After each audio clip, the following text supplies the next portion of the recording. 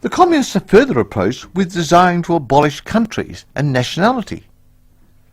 Working men have no country. We cannot take from them what they have not got. Since the proletariat must first of all acquire political supremacy, must rise to be the leading class of the nation, must constitute itself the nation, it is so far itself national, though not in the bourgeois sense of the word. National differences and antagonism between peoples are daily more and more vanishing, owing to the development of the bourgeoisie, to freedom of commerce, to the world market, to uniformity in the mode of production and in the conditions of life corresponding thereto. The supremacy of the proletariat will cause them to vanish still faster. United action of the leading civilized countries, at least, is one of the first conditions for the emancipation of the proletariat. In proportion as the exploitation of one individual by another is put an end to, the exploitation of one nation by another will also be put an end to. In proportion as the antagonism between classes within the nation vanishes, the hostility of one nation to another will come to an end. The charges against communism made from a religious, a philosophical, and generally from an ideological standpoint are not deserving of serious examination. Does it require deep intuition to comprehend that man's ideas, views and conceptions, in a word, man's consciousness, changes with every change in the conditions of his material existence, in his social relations and in his social life? What else does the history of ideas prove, other than that intellectual production changes its character in proportion as material production is changed? The ruling ideas of each age have ever been the ideas of its ruling class. When people speak of ideas that revolutionize society, they do but express the fact that within the old society the elements of a new one have been created, and that the dissolution of the old ideas keeps ever apace with the dissolution of the old conditions of existence. When the ancient world was in its last throes, the ancient religions were overcome by Christianity. When Christian ideas succumbed in the 18th century to the rationalist ideas, feudal society fought its death battle with the then revolutionary bourgeoisie. The ideas of religious liberty and freedom of conscience merely gave expression to the sway of free competition within the domain of knowledge.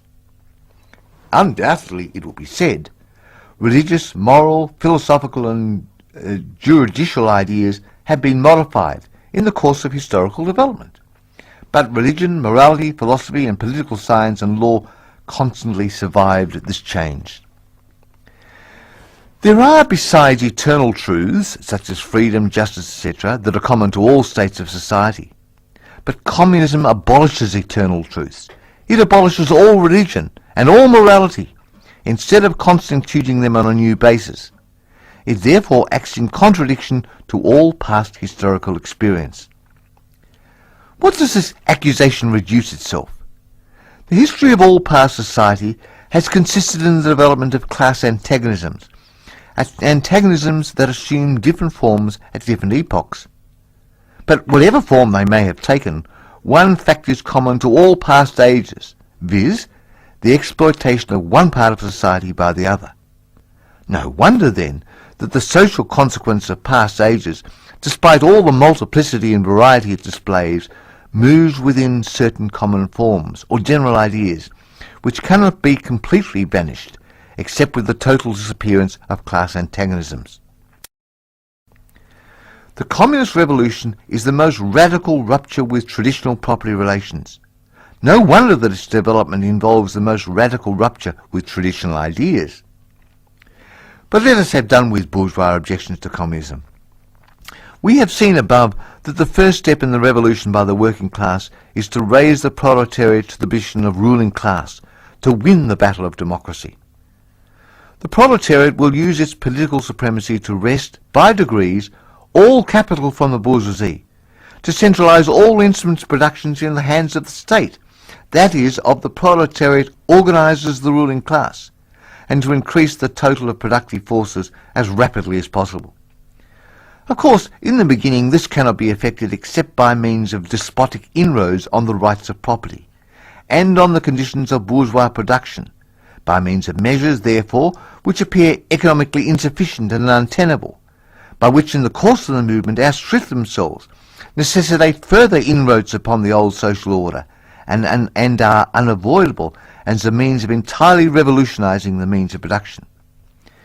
These measures will of course be different in different countries. Nevertheless, in the most advanced countries, the following will be pretty generally applicable. 1. Abolition of property in land and application of all rents of land to public purpose. 2. A heavy progressive or graduated income tax. 3. Abolition of the right of inheritance. 4. Confiscation of the property of all emigrants and rebels. 5. Centralisation of credit in the hands of the state by means of a national bank with state capital and an exclusive monopoly. 6. Centralisation of the means of transport and communication in the hands of the state. 7. Extension of factories and instruments of production owned by the state, the bringing into cultivation of waste lands, and the improvement of the soil generally in accordance with a common plan. 8. Equal liability for all to labour, establishment of industrial armies, especially for agriculture. 9. Combination of agriculture with manufacturing industries, gradual abolition of the distinction between town and country by a more equitable distribution of the population over the country. 10. Free education for all children in public schools, abolition of children's factory labour in its present form, combination of education with industrial production, etc., etc. When in the course of development class distinctions have disappeared and all production has been concentrated in the hands of a vast association of the whole nation, the public power will lose its political character. Political power, properly so called, is merely the organised power of one class for oppressing another. If the proletariat during its contest with the bourgeoisie is compelled by the force of circumstance to organise itself as a class, if by means of revolution it makes itself the ruling class, and as such sweeps away by force the old conditions of production, then it will, along with these conditions, have swept away the conditions for the existence of class antagonisms and of classes in general, and will therefore have abolished its own supremacy as a class. In the place of old bourgeois society, with its classes and class antagonisms, we shall have an association in which the free development of each is the condition for the free development of all.